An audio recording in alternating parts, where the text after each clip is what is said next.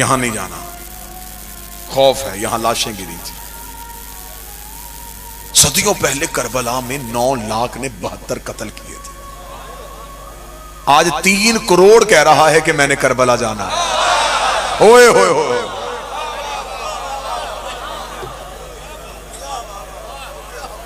ये सदा तशरीफ फरमा है। मेरी दुआ है कि मेरा मालिक किसी भी साइल को रुके ना, जिसे हुसैन ने बुला लिया वो जरूर जाएगा। यहां तो अब तो सिर्फ चंद साजिशें और चंद धमकियां दी गई हैं ना। जब बाजू कट रहे थे, जब हाथ कट रहे थे, लोग तो तब भी करबला जा रहे थे। जब मतवक्कल का दौर आया था, उसने कहा था कि अगर क्या है, लोग क्यों करबला की तरफ जाते हैं। यह बासी बादशाह था, यह बहुत मलऊन था, जालिम था। उसे उसके वुज़रा ने बताया कि हुसैन की करबला की ज़ियारत नहीं रुक रही। इसने कहा क्यों नहीं रुक रही? उसने कहा जी हुसैन की आशिकी पड़े। इसने कहा इतना टैक्स लगा दो कि कोई हुसैन की ज़ियारत के लिए जाए ना। मैं सत्र में सैयद आपके लिए पढ़ने लगा हूं, अंदर से यूं तमन्ना तड़पेगी। जब उसने बहुत ज्यादा टैक्स लगा दिया और ऐलान हो गया कि अब जो करबला जाना चाहेगा इतना टैक्स देगा तो करबला जाएगा। अगले दिन मतवक्कल की मौत हो गई जब उसने देखा कि उसके शहर की सबसे गरीब औरत सबसे पहले आ गई। शहर की सबसे गरीब औरत सबसे पहले आई और उसने आगे जो जुमला कहा वो जुमला तुम्हारे अकीदों के लिए। उसने मतवक्कल के दरबार में आके कहा मैंने सुना है कि ज़ियारत सस्ती हो गई है।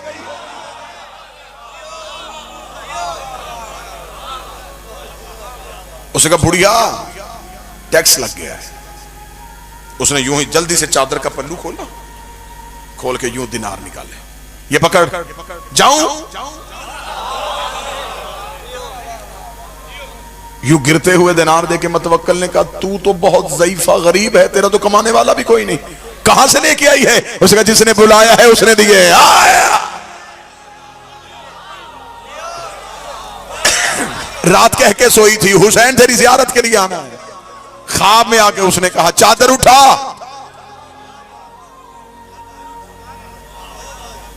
जिसने बुलाया उसने दिए, पकड़ अब जाऊं? इसे का रुक, अभी करबला नहीं जाना। इसने फौरन वुज़रा को बुलाया, वुज़रा को बुला के इसने कहा नहीं टैक्स लगाने से नहीं होगा, हुसैन तो अपने नौकरों को दिरहम दिनार दे रहा है। उन्होंने कहा फिर क्या करें? उसने कहा कोई और सख्त शर्त लगाओ। क्या शर्त लगाएं? उसका जो हुसैन की ज़ियारत के लिए जाए उसका एक बाजू काटो। बाजू कटवाएगा करबला जाएगा। अगले दिन जब साइलों के दरबार में आने का वक्त हुआ, क्या मतवक्कल साइलों को सुनेगा तो वही बुढ़िया, अब देखिएगा जुमला सुनिएगा, अकीदे देखिएगा, वही बुढ़िया अपना दायां हाथ सर पे रख के मतवक्कल के दरबार में। मतवक्कल ने कहा बुढ़िया अब क्यों आई है? उसने कहा मैंने सुना है ज़ियारत मुफ्त हो गई है।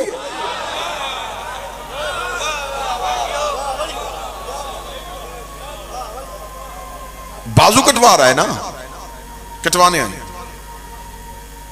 उसने कहा मैंने काटना है, तूने सर पे क्यों रखना है? ओ क्या कहने अली वालों, हुसैन के आशिकों।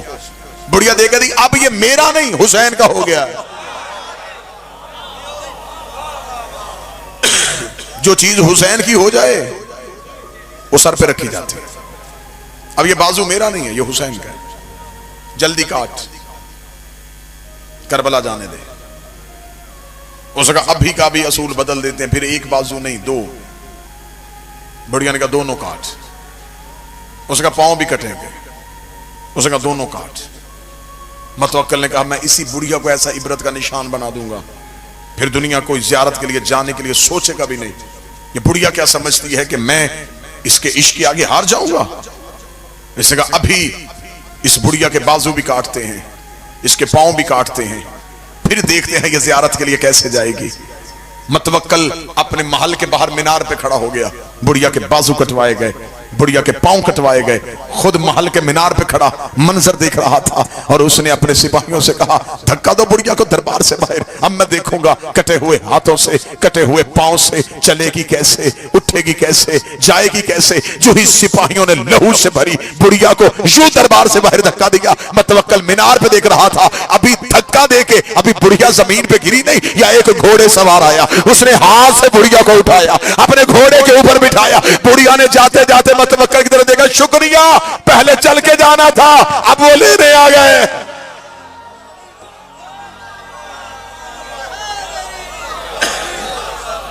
पहले मैंने चल के जाना था।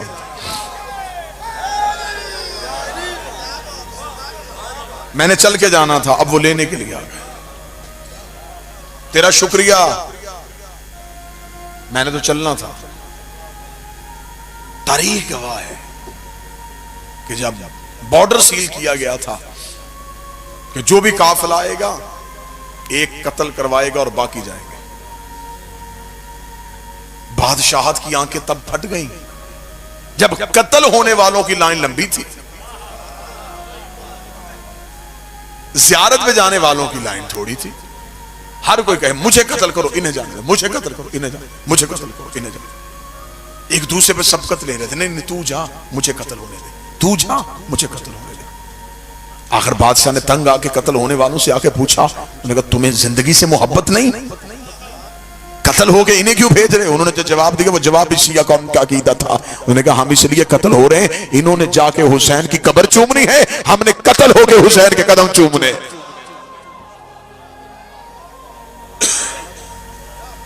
मोहब्बत हुसैन ये है कि हुसैन आज भी करबला में खींच रहा है। अल्लाह ने अपने घर में सिर्फ अमीर बुलाए। जाओ कुरान मिंबर पे लेके आओ, अल्लाह के घर जाने का दावतनामा कुरान से निकालो। खुदा कहता मुस्तती हो तो मेरे घर आना, साहब इस्तात हो तो आना, मकरूज हो ना आना, बेटी ब्याहने वाली है ना आना, गरीब हो ना आना, मजदूर हो ना आना। अमीर खुश खुश अल्लाह के घर की तरफ चले। उसने हमें बुला लिया, गरीब सहम गया। उसने भी मालदारों को बुलाया, तो अब गरीब कहां जाए? गरीब सहमा हुआ था। या करबला से हुसैन के करम ने अंगड़ाई ली। हुसैन ने कहा तू गरीब है, कर्जा लेके करबला वापस हुसैन करेगा।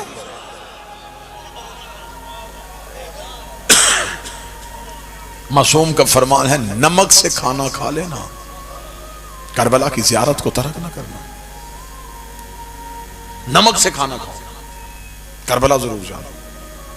इमाम ने फरमाया उधार ले लो किसी से, किसी के पांव पड़ जाओ कि मुझे इतना दे दे, मैं एक बार करबला जा सकूं। जब इमाम ने यह जुमला कहा तो सामने बैठा हुआ बंदा रो पड़ा। उसने कहा मौला वापस आके भी तो उसी ने कर्ज उतारना है ना, तो फिर वो मांगेगा कैसे? इमाम ने तड़प के कहा जो उसका कर्जा नहीं रखता वो तुम्हारा रखेगा। लेना तुमने है, वापस हुसैन ने करना है। खुदा ने कहा मेरे घर आओ अमीर, हुसैन ने कहा मेरे घर गरीब हो।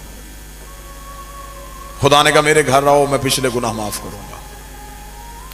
हुसैन ने कहा मेरे घर आओ मैं अगले गुनाह भी माफ करूंगा।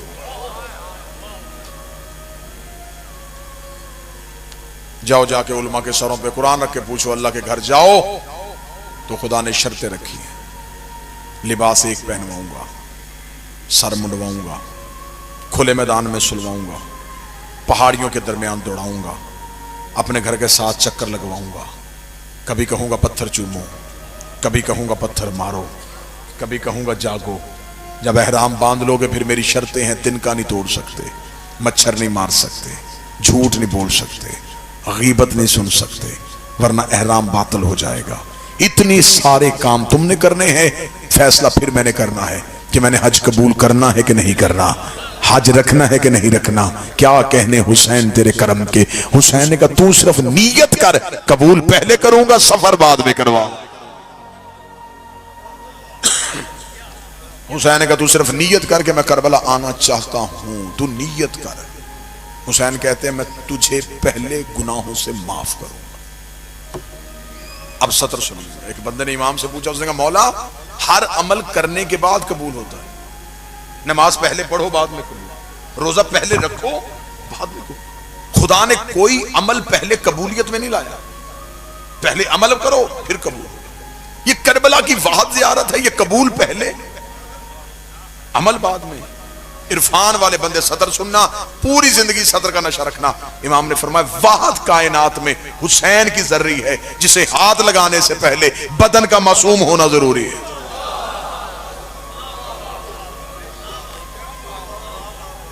हुसैन पहले गुनाहों से धोता है,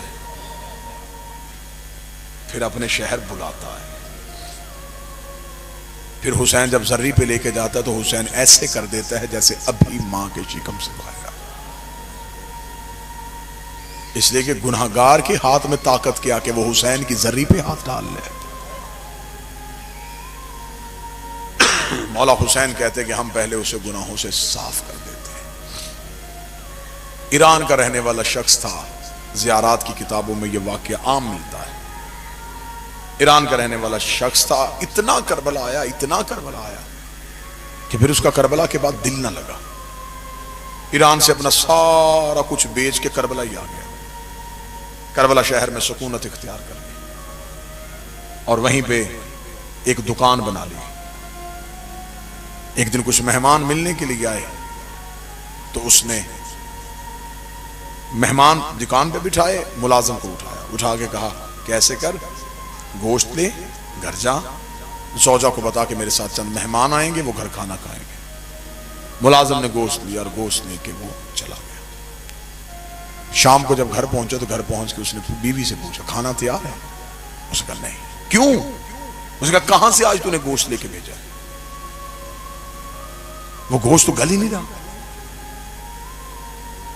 जब इसने देखा कि बर्तन में वैसे ही गोश्त वैसे का वैसे पड़ा, वैसे ही उठाया और चल पड़ा। दुकानदार से जाके कहने लगा करबला में गलत सौदा बेच रहा है, तुझे डर नहीं लग रहा हुसैन इब्ने अली से?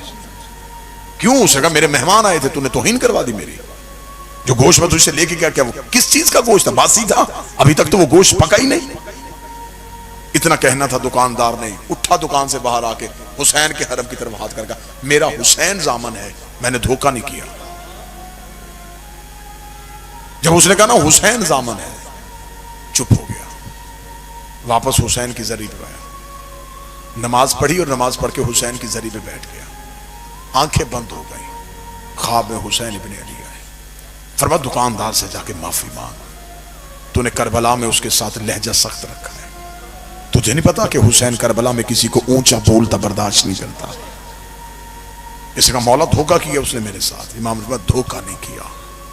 जिस मुलाजिम को तूने गोश्त दिया था वो गोश्त लेके मेरे हरम से होके गुजरा था, और जो गोश्त मेरे हरम से गुजर जाए उस पर आग असर नहीं करती।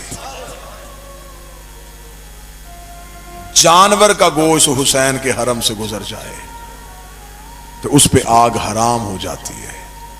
हुसैन फरमाते जो वजूद मेरे शहर में आए उस पे आतिश जहन्नम हराम हो जाती। करबला ज़ियारत का मतलब सिर्फ जर्री देखना नहीं, हुसैन को मिलना है। अगर कोई जाए और जाके कहे कि ये हुसैन का हरम, वो सरकार अब्बास का हरम, ये जर्री नहीं, फिर वो ज़ियारत नहीं। 10 मुहर्रम 61 हिजरी करबला में शिमर भी हुसैन को देख रहा था, लेकिन जैसे हुर ने देखा,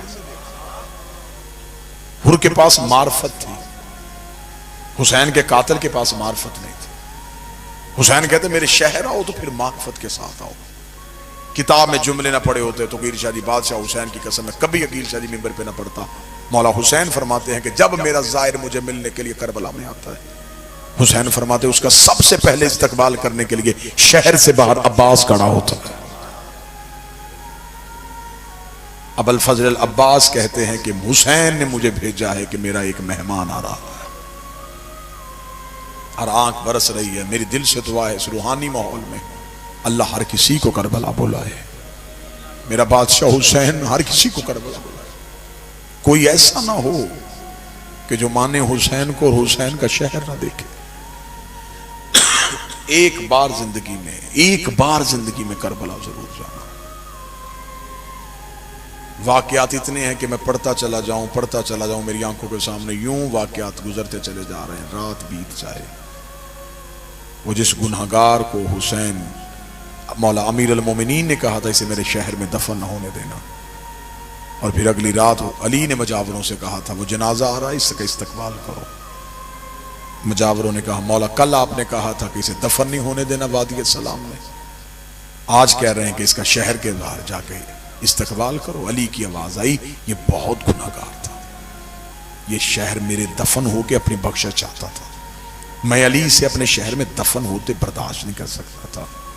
तो मौला मरने के बाद क्या नेकी की इसने जो आपने माफ कर दिया? फरमाया मरने के बाद नेकी नहीं की, सिर्फ ये हुआ कि जब इसके वर्षा इसका जनाजा लेके नजफ की तरफ आ रहे थे तो रास्ते में तूफान आ गया, करबला की मट्टी इसके कफन पे पड़ गई है। मेरे हुसैन के शहर की मट्टी तूफान के साथ उड़ती हुई इसके कफन पे पड़ गई। इसके कफन पे करबला की खाक का पड़ना था, अल्लाह ने इसके गुनाह माफ कर दिए। अब जाओ इसका इस्तकबाल करो, इसके कफन पे करबला की मट्टी है। यही तो वजह है कि हम अपने मरने वाले के कफन में सजदागार रखते हैं ताकि हुसैन के शहर की याद इसके कफन में साथ जाए। एक बार करबला जरूर जाओ ताकि 70 कदम पे वो मकाम देखो जहां बहन देखती रही है और भाई ज़िबा होता है। सादात व मोमिनीन से माफी मांग के बादशाह हुसैन की इज्जत की कसम, शाह जी आप जाएंगे, करबला इतना सुन के नहीं रुलाती जितना करबला देख के रुलाती। सारी जिंदगी भी जाकरों से करबला सुनो, वैसे नहीं तड़पोगे, जब जाके देखोगे ना फिर तड़पोगे। अभी तक बहुत से गोशे हैं जो पढ़े ही नहीं गए। अब भी करबला जाए ना जी, जो जाहिर बैठे मेरी गवाही देंगे, नहरे अलकमा के साथ एक बाग है इमाम जाफर सादिक का, वो बाग आज भी है। अल्लाहुम्मा सल्ली अला मुहम्मद। जाहिर वहां जाते हैं और वहां से मौला इमाम जाफर सादिक के बाग से खजूरें लेके आते हैं।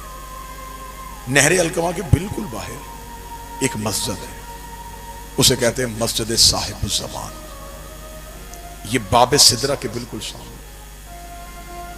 ये मस्जिद साहिबुज़्ज़मान है, वहां एक मस्जिद बनी हुई है। अल्लाह तुम आपको लेके जाए, वहां जाओ। उस मस्जिद की फजीलत क्या है? उसकी फजीलत में लिखा है कि जब भी मेरा 12वां करबला आता है हर शब जुमा, तो मौला इमाम ज़मा इस मस्जिद में पहले आते हैं, यहां 2 रकत नमाज पढ़ के यहां से नंगे पांव नंगे सर फिर अपने जद हुसैन की जियारत के लिए जाते हैं। शबे जुमा वो मस्जिद खचाखच भरी होती है कि आज मौला ने अपने बाबा की जियारत के लिए आना। यह है पहली फजीलत।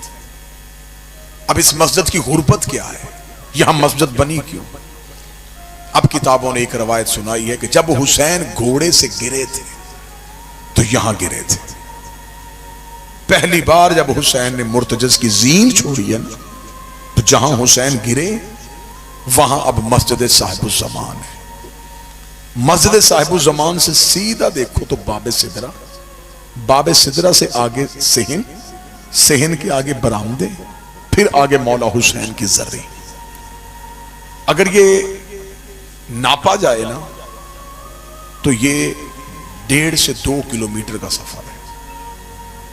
1.5 से 2 किलोमीटर सफर है मस्जिद साहिबुज़्ज़मान से हुसैन की कब्र तक।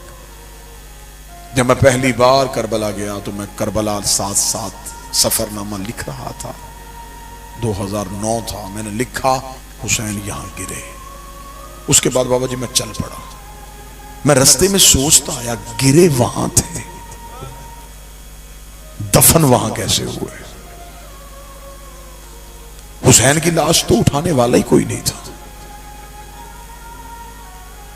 अकबर की लाश हुसैन ने उठाई, अब्बास की लाश हुसैन ने उठाई, कासिम की लाश हुसैन ने उठाई।